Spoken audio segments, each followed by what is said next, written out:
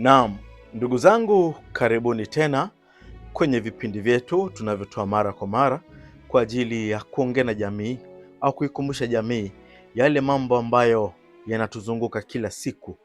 Najua kila siku kuna jambo kwa binadamu analolifanya, na ndio maana katika maisha ya binadamu yanakuwa na hatua kutoka sehemu moja kwenda sehemu nyingine kutokana na performance ya kila siku. Inategemea kwamba kwa siku uliseti kitu gani katika mfumo wako wa kawaida ambao unakupelekea wewe uweze kufanikiwa yale mambo ambayo umeyaseti. Na leo ninayo mada mezani inayosema mambo 8 yanayochangia au kuvurugika au kuvunjika kwa mahusiano ya ndoa. Najua mahusiano ndiyo daraja ambalo tunapita ili kwenda kwenye ndoa, na wengi huwa wanakaa kwenye mahusiano muda mrefu ili kuitafuta ndoa. Wengine wanaingia tu pap tayari wamefika kwenye ndoa. Kwa hiyo kuna vitu ambavyo aidha huenda katika maisha yako uliwahi kufundishwa au kuelimishwa na wale watu waliokuwa karibu na wewe, lakini kuna kujisahau au kupitiwa, kwa sababu maisha yetu ya mara kwa mara yana vitu vingi ambavyo yanatuchangia na tunajisahau kwamba tunapaswa kuwa wapi, kusimama wapi ili kuweza kufanikiwa. Kwa hiyo basi leo nikaona kwamba niwaletee mambo 8 yanayochangia au changamoto zinazochangia kuvunjika kwa mahusiano ya ndoa, na nimekuandalia mambo 8.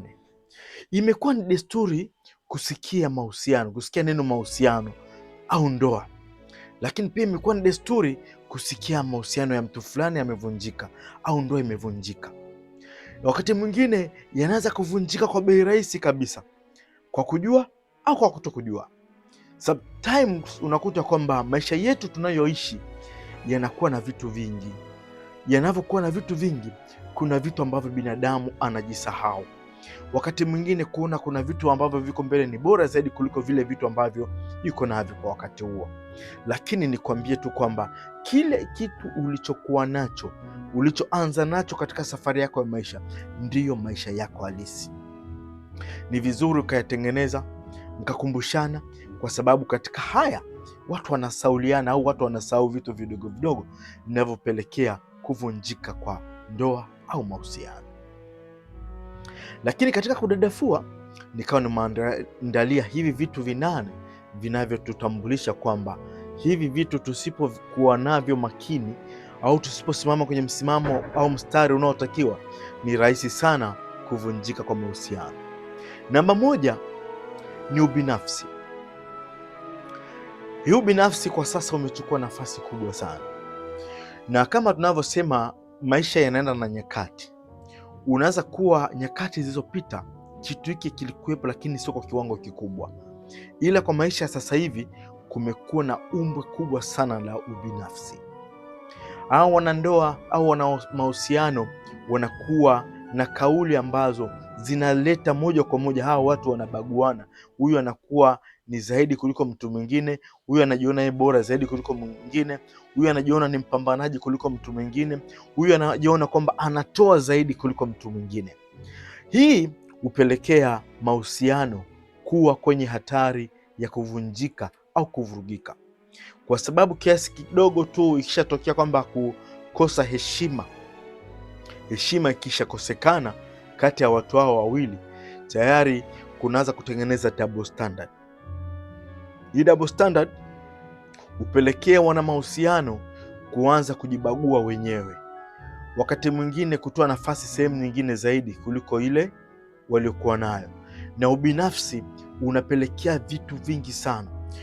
Kwa mfano, kuna lugha ambazo kwa wana mahusiano unakuta mwenzake anamuuliza unanioa lini? Unanioa lini? Mwingine anampelekea kauli mpaka za kejeli.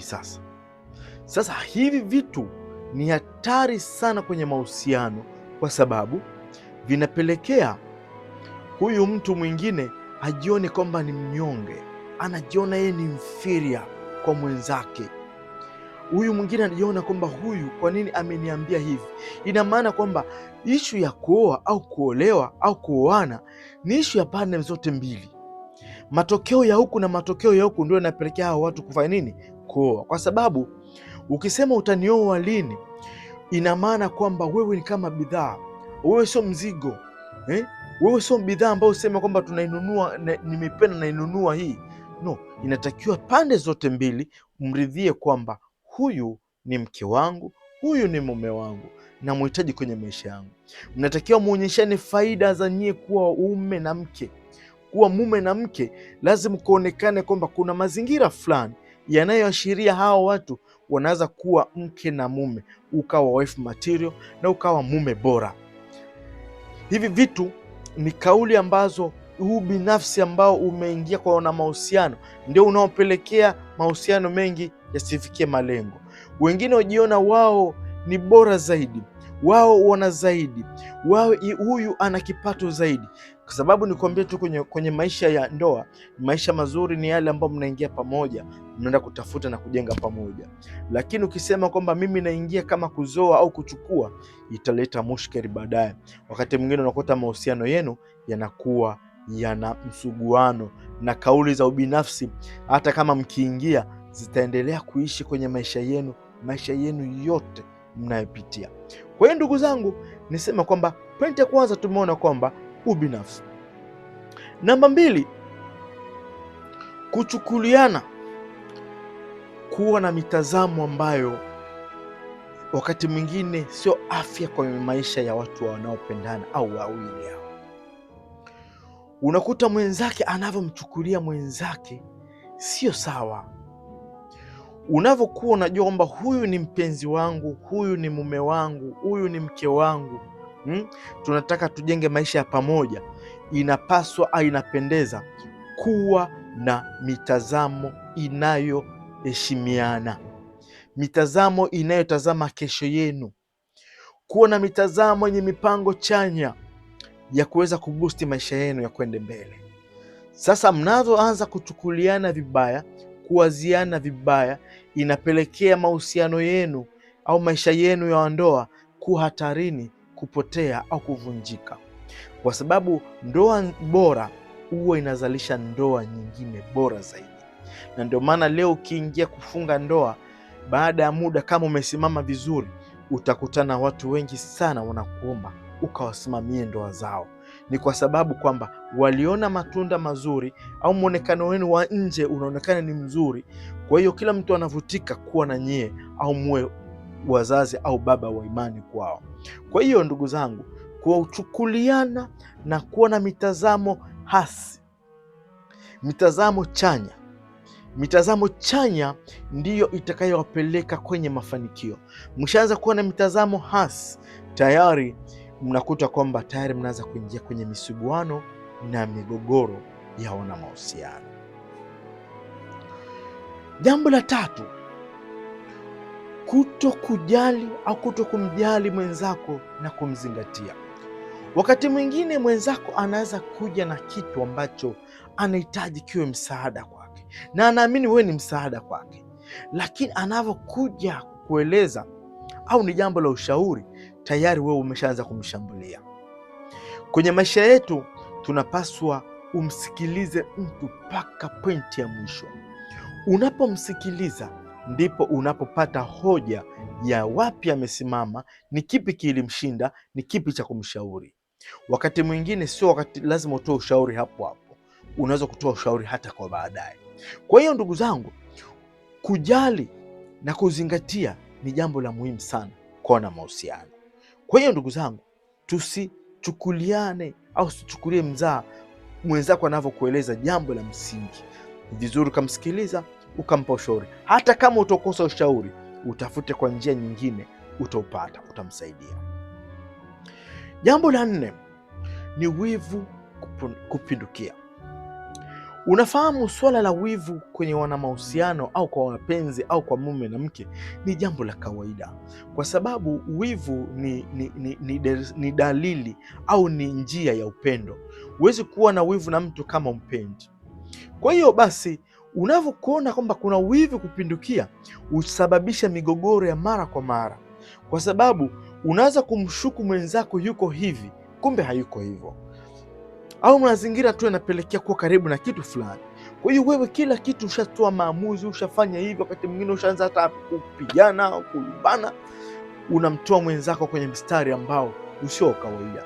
Kwa hiyo ndugu zangu, kila jambo lifanye kwa kiasi, na wakati mwingine unavuta subira.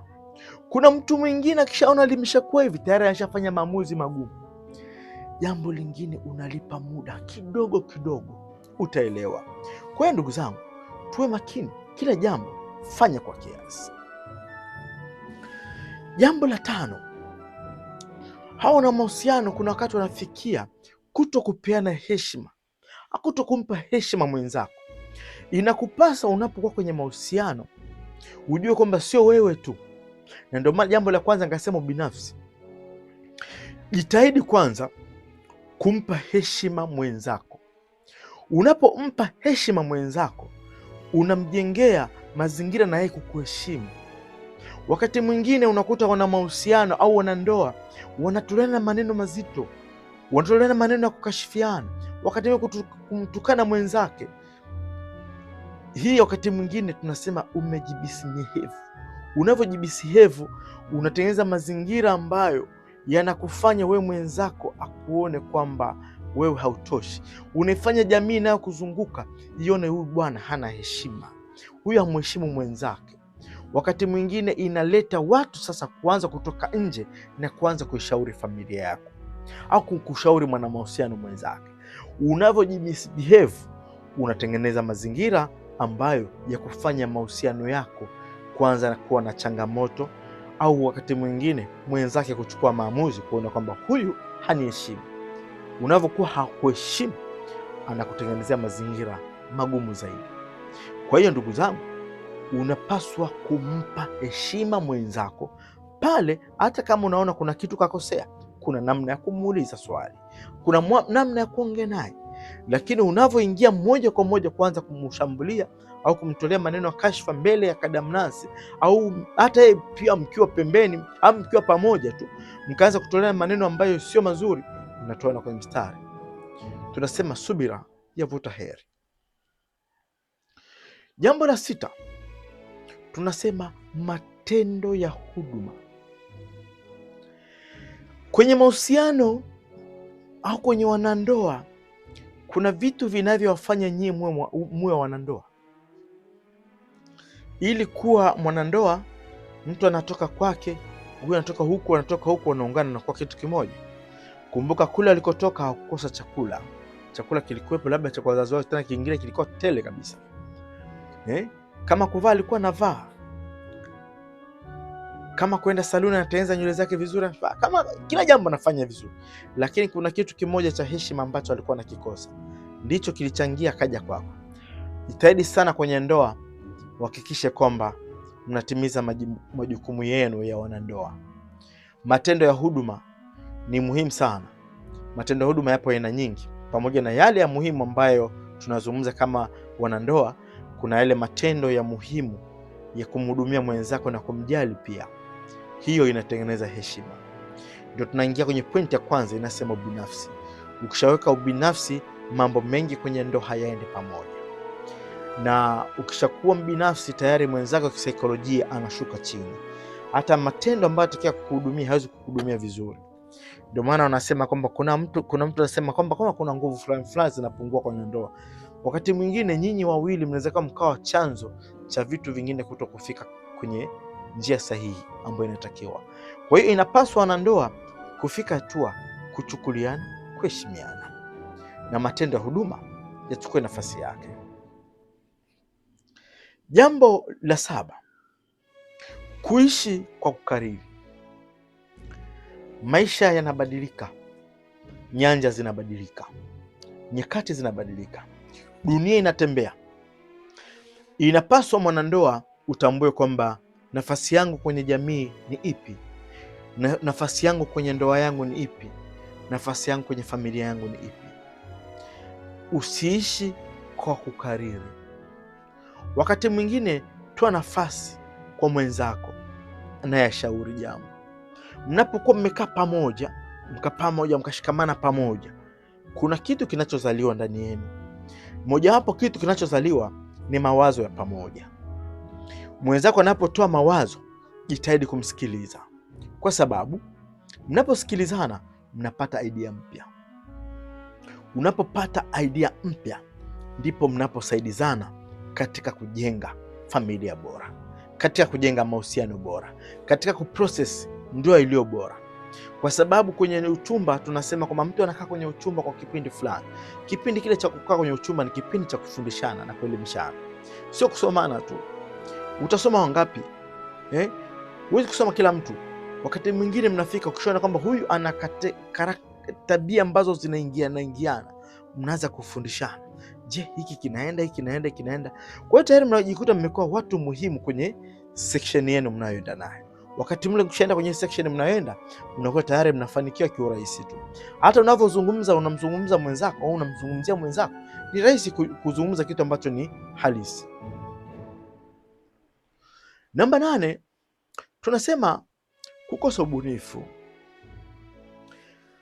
Maisha ya sasa hivi yanahitaji ubunifu. Tupo kwenye teknolojia sasa hivi, dunia imekuwa karibu. Usipokuwa mbunifu, usipoongeza elimu ya kupambania yale ambayo unayapambania, maisha yako yatakuwa magumu sana na ndoa pia itakushinda. Inatakiwa kila siku kuwe na jambo ambalo umelifanya kwa ubunifu, jambo ambalo linaongeza thamani ya maisha yenu. Ndipo mwenzako anapoona umuhimu wa wewe. Wakati mwingine unaweza kaa kwenye mahusiano au kwenye ndoa, uone umuhimu wa yale mahusiano, kwa sababu hakuna ubunifu. Unatakiwa kuwa na ubunifu ili kuijenga kesho imara na leo iliyo imara. Kila kitu unatakiwa uangalie mbele, una focus mbele. Unapofocus kwenda mbele, utaona unapokuwa mbunifu, jana ukaitenda vizuri na leo ukaitenda vizuri, hata kesho utaiona kesho ya kesho yake, kwa sababu kila kitu ni fumbo na fumbo ni kulitatua ili uweze kupenya. Ndugu zangu, kila majira na nyakati zake. Inawezekana kwako ikawa leo ndio ilikuwa jana, ikawa leo ndio ilikuwa kesho. Kila jambo na nyakati zake. Unapaswa kuwa mbunifu wa kila jambo unalolifanya, na kila jambo zuri linahitaji muda. Usikurupuke kufanya kila jambo ukihitaji kwamba litakuwa sawa na lile la mwanzo. Unapaswa kuwa mbunifu na kwenda na nyakati zinavyokuhitaji ufanye, lakini ukiwa ndani ya mifumo sahihi, ukiwa ndani ya ubunifu sahihi. Kwa hiyo ndugu zangu, ni waombe tu kwamba katika maisha ya ndoa au mahusiano kunatakiwa kuwa ubunifu. Kunatakiwa tuache ubinafsi, kuchukuliana, kujali na kuzingatiana. Haya ni mambo muhimu sana, kupeana heshima ili maisha yetu yaweze kufikia malengo. Nipende kuwashukuru sana kwa kunisikiliza. Usiache kushare, kulike, kucomment na kusubscribe. Haya ndio maisha ambayo yatatufanya tujenge ukaribu zaidi. Unavyo comment, unatoa mawazo zaidi, unafanya kwamba kile ninachokifanya nione kinahitaji kuboresha zaidi au kupunguza zaidi. Nashukuruni sana. Mwenyezi Mungu awabariki. Asanteni sana.